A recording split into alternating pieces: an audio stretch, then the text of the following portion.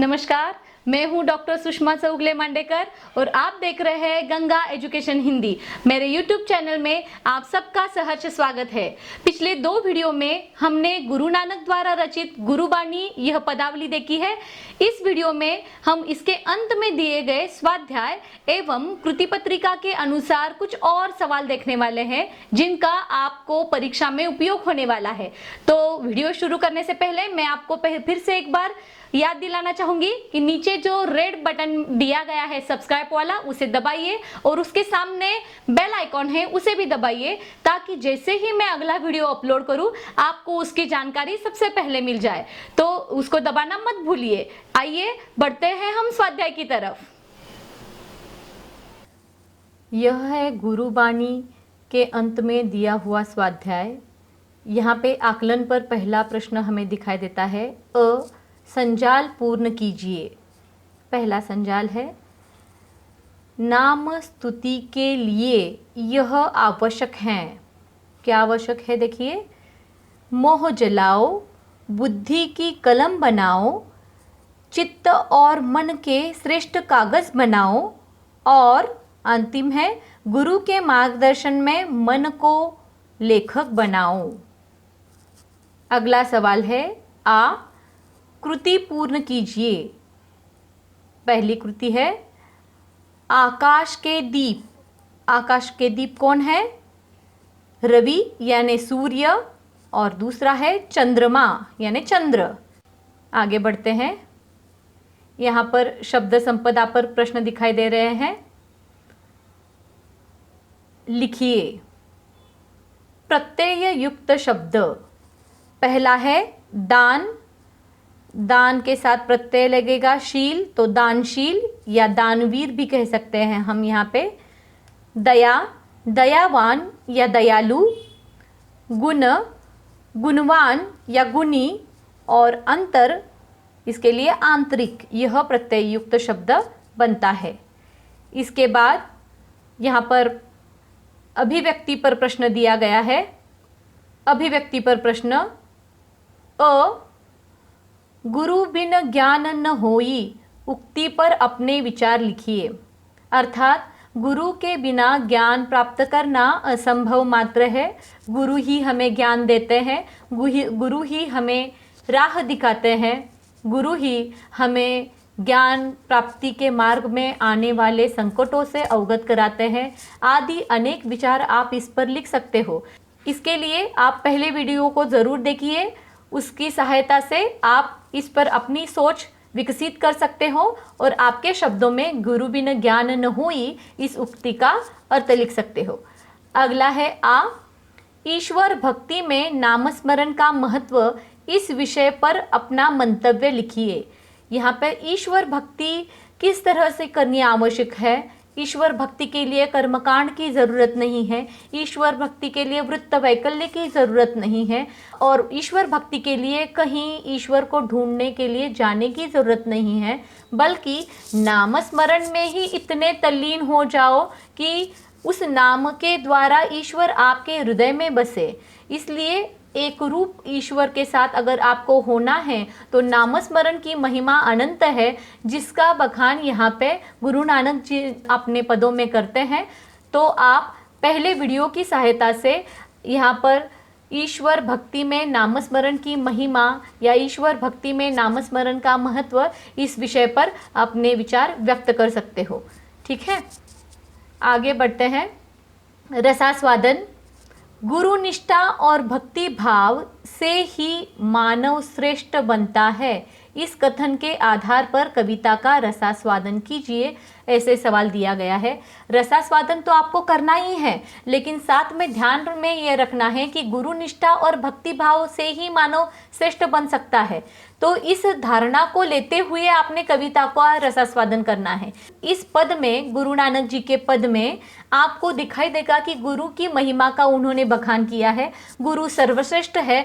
मैं ही नहीं बल्कि दुनिया का हर व्यक्ति गुरु की महत्ता को स्वीकारना जरूरी है, क्योंकि हम कभी भी गुरु से श्रेष्ठ नहीं हो सकते। ज्ञान मार्ग में आने वाली हर बाधा से वाकिफ कराने का कार्य गुरु ही करते हैं, और गुरु ही हमें ज्ञान के मार्ग पर लेके जाते हैं, जिसके वजह से ही हमें ईश्वर की प्राप्ति हो सकती है। जब तक हमें ईश्वर का ज्ञान नहीं होगा, कण कण में विराजमान परमात्मा का ज्ञान नहीं होगा, तब तक हम उसके भक्ति में लीन नहीं हो पाएंगे और तब तक हमें सही मायनों में भक्ति किस प्रकार से करनी है यह समझ में नहीं आएगा। इसलिए यहाँ पर आपको यह ध्यान में रखना है कि गुरु पर आपका यकीन होगा, गुरु पर आपका भरोसा होगा, तभी आप आगे जाकर परमात्मा को प्राप्त करने के लिए सही दिशा में कोशिश कर पाओगे, सही दिशा में भक्ति भाव आपके व्यक्त कर पाओगे, सही मायनों में आप नामस्मरण की महिमा को जान पाओगे और नामस्मरण के द्वारा आप ईश्वर प्राप्ति कर पाओगे। इसलिए मनुष्य को अगर सर्वश्रेष्ठ बनना है तो उसने हमेशा अपने गुरु को उचित स्थान देना होगा, उन्हें उचित सम्मान देना होगा और उनके प्रति निष्ठा भाव रखना होगा। तभी आप उनसे ज्ञान हासिल करके भगवान को प्राप्त कर पाओगे, ईश्वर को प्राप्त कर पाओगे या परमात्मा से एकरूप हो पाओगे।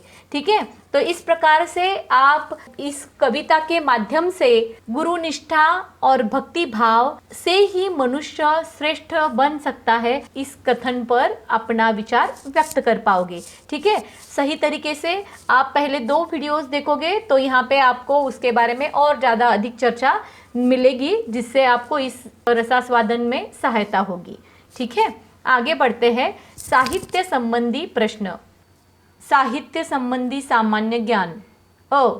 गुरु नानक जी की रचनाओं के नाम। गुरु ग्रंथ साहिब उनकी रचना का नाम है। गुरु नानक जी की भाषा शैली की विशेषताएं। गुरु नानक जी की भाषा शैली की विशेषताएं इस प्रकार से हम देख सकते हैं। गुरु नानक जी की काव्य भाषा में फारसी, मुल्तानी, पंजाबी, सिंधी, खड़ी बोली और अरबी भाषा के शब्दों का समावेश हुआ है। गुरु नानक जी ने गुरुबानी के पद गेय शैली में लिखे हैं। इसके बाद आपको वचन परिवर्तन के लिए कुछ शब्द दिए गए हैं, वाक्य दिए हैं फिर से लिखने के लिए वचन परिवर्तन करके, जिसके बारे में हम वचन परिवर्तन वाले वीडियो में जानकारी हासिल करने वाले हैं। तब तक हम कृति पत्रिका के अनुसार अगले प्रश्नों की तरफ बढ़ते हैं। तो इस प्रकार हमने गुरुबानी के अंत में दिए गए स्वाध्याय को देखा है। अभी हम स्वाध्याय के अलावा कृति पत्रिका के अनुसार कुछ और प्रश्नों को देखने वाले हैं, लेकिन उसके पहले मैं आपको एक सूचना दे दूं कि मैंने अभिव्यक्ति पर सवालों के जवाब आपको नहीं बताए हैं, क्योंकि मेरा ऐसा मानना है कि कृति पत्रिका के अनुसार जो प्रश्न आपको दिए हैं उसके पीछे भी एक महत्वपूर्ण कारण है, आपकी आकलन क्षमता कितनी विकसित हो गई है। इतना ही नहीं, आप भाषा के छात्र हो तो शब्द संपदा भी आपकी विकसित हो रही कि नहीं, और उससे भी महत्वपूर्ण अभिव्यक्ति। मतलब हर एक व्यक्ति के अपने कुछ विचार होते हैं, किसी भी एक विषय को लेकर वह कुछ अलग तरीके से सोच सकता है, तो वह विकसित करना यहाँ कृति पत्रिका का उद्देश्य है। तो इस दृष्टि से मैं चाहूंगी कि कृति पत्रिका के अनुसार जो अभिव्यक्ति परक प्रश्न है उन पर आप विचार कीजिए और आप अपने विचार वहां पे व्यक्त कीजिए। ठीक है, तो इसलिए मैं कृति पत्रिका के अनुसार जो अंत में अभिव्यक्ति पर सवाल दिए हैं उनके जवाब सिर्फ आपको नहीं बताऊंगी। उन जवाबों को लिखने के लिए आपको पिछले 2 वीडियो से सहायता हो सकती है, वो आप वीडियो देखिए और विचार विकसित कीजिए, जिससे आपको इन सवालों के जवाब लिखने में आसानी होगी। ठीक है, तो आइए बढ़ते हैं। कृति पत्रिका के अनुसार कुछ और सवाल हम आगे देखते हैं। प्रथम पद, पहले कठिन शब्दों के अर्थ हम देखने जा रहे हैं। शब्दार्थ: चेतनी, महसूस करना, चेतना, मणि, मन, आपने, अपने, सुचेत, चतुर या खुद को ज्ञानी समझने वाले लोग, बुआड़, बुआई करना, सुए, सोए हुए, जीव, जैसे, सऊ, सौ, नाह, नाथ, बपुड़े, बिचारे, तन, शरीर, स्वाह, स्याह, राख, तिल, अपने आप उग आने वाला पौधा।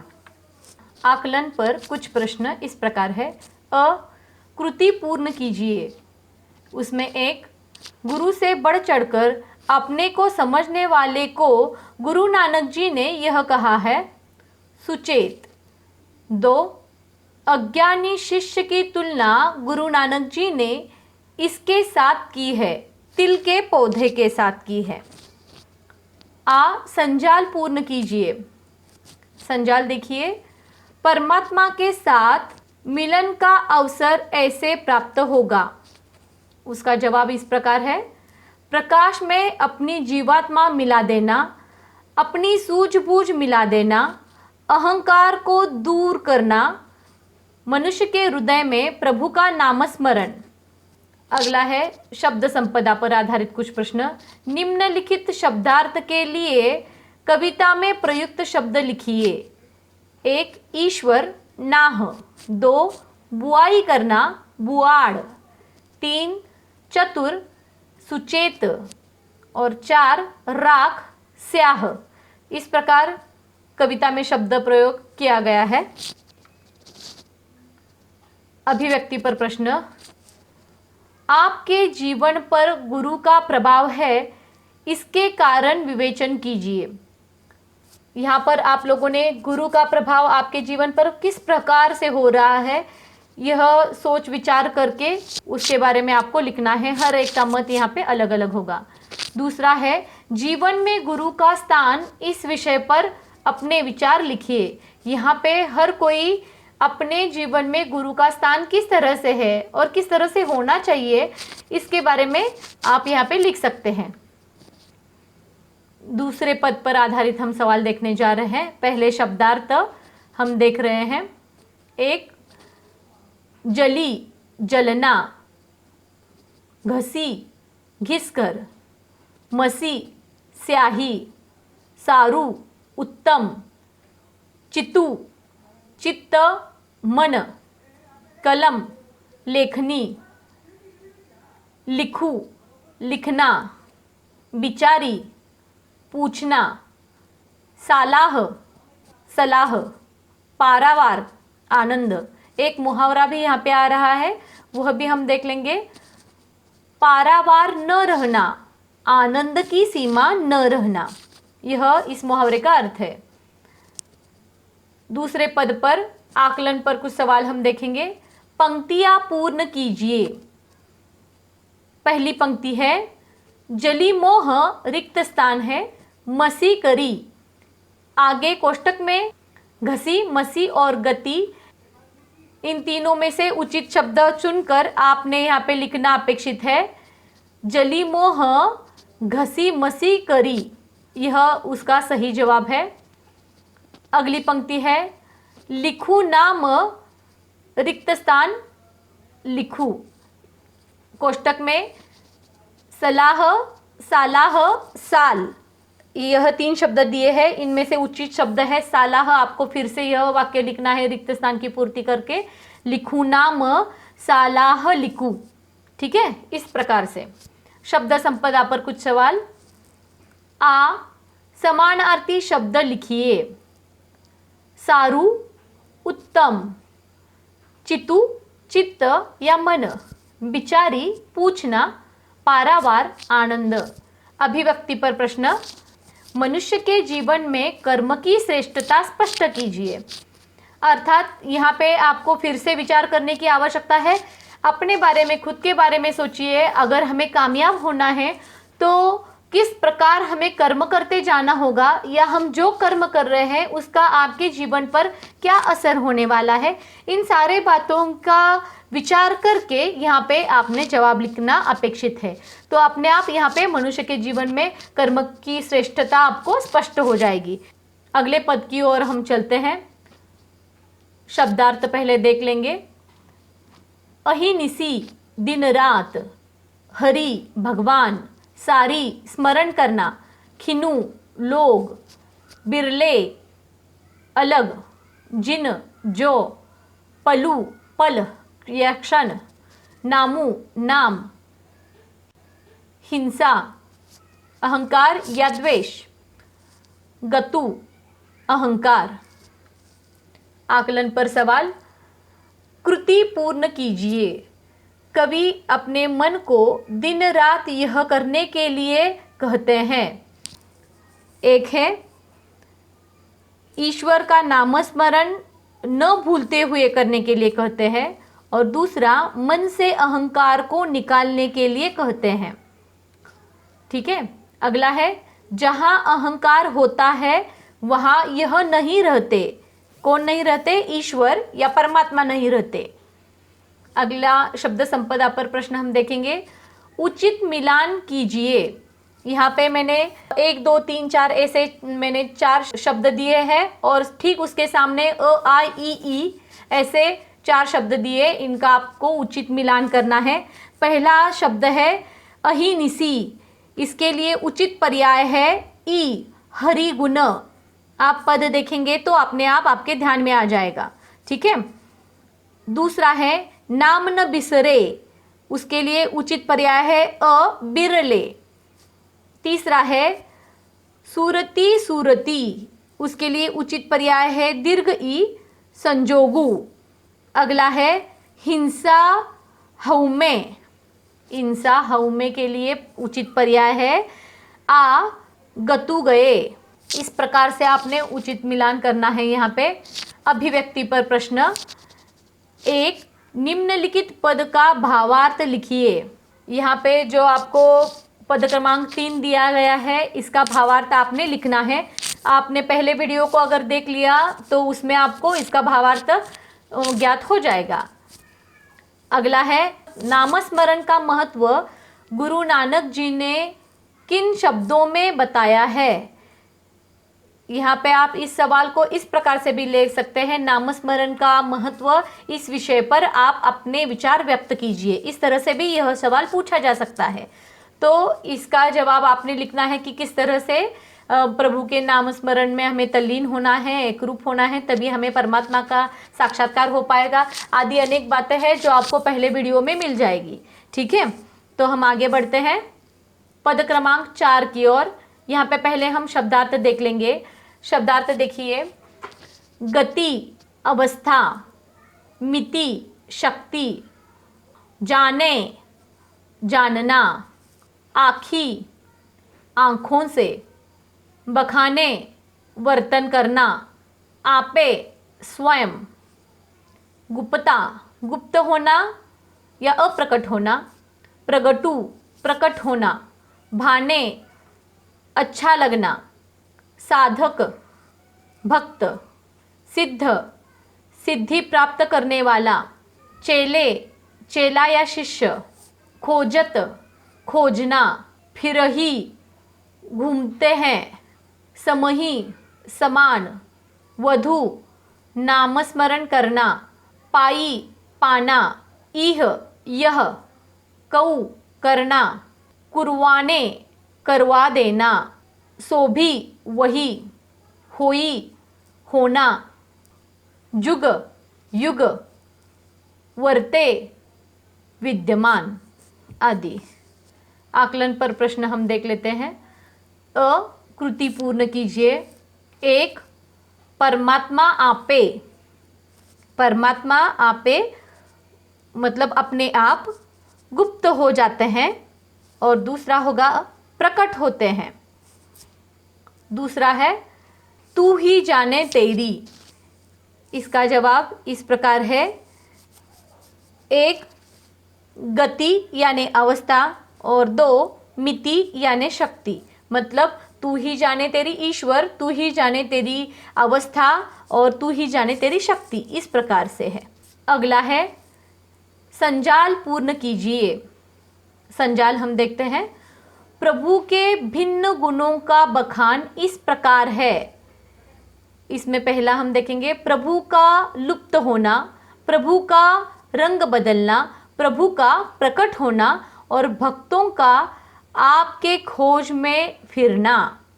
शब्द संपदा पर आधारित प्रश्न। वचन लिखिए। आंख आंखें, चेला चेले। अभिव्यक्ति पर प्रश्न। परमात्मा की सर्वव्यापकता गुरु नानक जी के पदों के आधार पर स्पष्ट कीजिए। यहाँ पे चराचर में किस तरह से परमात्मा विलीन है, हर कण कण में समाये हुए हैं, हर जगह है, हर एक के हृदय में है, हर एक के मन में है, हर जगह है। इस तरह से हमने इसकी ओर देखना है। आपको गुरु नानक जी की गुरुबानी के दूसरे वीडियो में सवाल का जवाब मिल जाएगा। आगे बढ़ते हैं 5वें पद की तरफ। पहले शब्दार्थ देख लेते हैं। गगन आकाश, रवि सूर्य, चंद चंद्रमा, पवनु हवा, चोरो पंखा झेलना या हवा देना, सकल संपूर्ण, मलयानील मलयगिरी पर्वत से आने वाली हवा, कुलंत कुल, जेती जिसकी, भव संसार, तोरी तुम्हारी, शब्द शब्द, भेरी बड़ा ढोल, अनाहत बिना किसी के द्वारा न बजाए जाने वाला मधुर स्वर। आगे बढ़ते हैं। आकलन पर सवाल देख लेते हैं। अ कृति पूर्ण कीजिए। आकाश के दीप इसे कहा है। आकाश के दीप किसे कहा है? सूर्य और चंद्र को कहा है। 2 मोतियों का थाल इसे कहा है। ब्रह्मांड रूपी थाल जिसमें सूर्य चंद्र सितारे चमकते हैं, वह मोतियों वाला आरती का थाल है ये। आगे शब्द संपदा। लिंग पहचानिए। यहाँ पे पहला शब्द है दीपक। दीपक पुल्लिंगी है। वनराई स्त्रीलिंगी है। मोती पुल्लिंगी है और आरती स्त्रीलिंगी है। अभिव्यक्ति पर प्रश्न देखते हैं। 1 बाह्याडंबर का विरोध करते हुए नानक जी प्रकृति के किन आयामों का उदाहरण देते हैं? गुरु नानक जी के दूसरे वीडियो में इस सवाल का जवाब आपको मिल जाएगा। आप वो वीडियो देखिए और अपने आप से सोचकर अपनी भाषा में अपने विचारों को यहाँ पे आप प्रकट कीजिए। अगला प्रश्न हम देखते हैं। मन की पूजा ही सर्वोत्तम पूजा है, स्पष्ट कीजिए। यहाँ पर हमें लिखना होगा कि किस तरह हम मन से पूजा करने पर हमें ईश्वर प्राप्ति हो सकती है। किसी भी कर्मकांड, बाह्याडंबर या किसी भी व्रत वैकल्य या किसी भी पूजा पाठ की आवश्यकता नहीं है। हम दिल से मन से पूजा करेंगे तो हमें परमात्मा का साक्षात्कार होगा। आप दूसरे वीडियो के अंतर्गत इसका जवाब आपको मिल जाएगा, लेकिन खुद सोचकर आपने अपने मन से लिखना यहाँ पे आवश्यक है। एक ध्यान में रखिए, अभिव्यक्ति पर जो प्रश्न दिए गए हैं वो अपने आप सोचकर ही लिखने हैं, क्योंकि आपके विचारों को चालना मिले, आपकी विचार शक्ति विकसित हो, इस दृष्टि से ही यहाँ पे अभिव्यक्ति पर प्रश्न दिए जाते हैं। तो आप अभिव्यक्ति पर प्रश्न सारे जितने पदों पर दिए हैं वो सारे एक बार ठीक से पढ़िए, पहले 2 वीडियो ठीक से देखिए और खुद विचार करके इन सवालों के जवाब अपनी कापी में लिखिए। ठीक है। तो इस प्रकार हमने गुरु नानक द्वारा रचित गुरुबानी इस कविता के अंत में दिए गए स्वाध्याय को देखा है और उसके पश्चात हमने कृति पत्रिका के अनुसार परीक्षा की दृष्टि से महत्वपूर्ण सवालों की भी चर्चा यहाँ पे कर ली है। अगले वीडियो में हम नए अध्याय को लेकर आने वाले हैं। तब तक आप पढ़ते रहिए, मेरे YouTube चैनल को देखते रहिए, सब्सक्राइब करना ना भूलें और अपने दोस्तों को भी भेजिए और बेल आइकॉन को जरूर दबाइए ताकि अगले वीडियो को जैसे ही मैं अपलोड करूं आपको सबसे पहले उसकी जानकारी मिल जाए। तब तक के लिए धन्यवाद।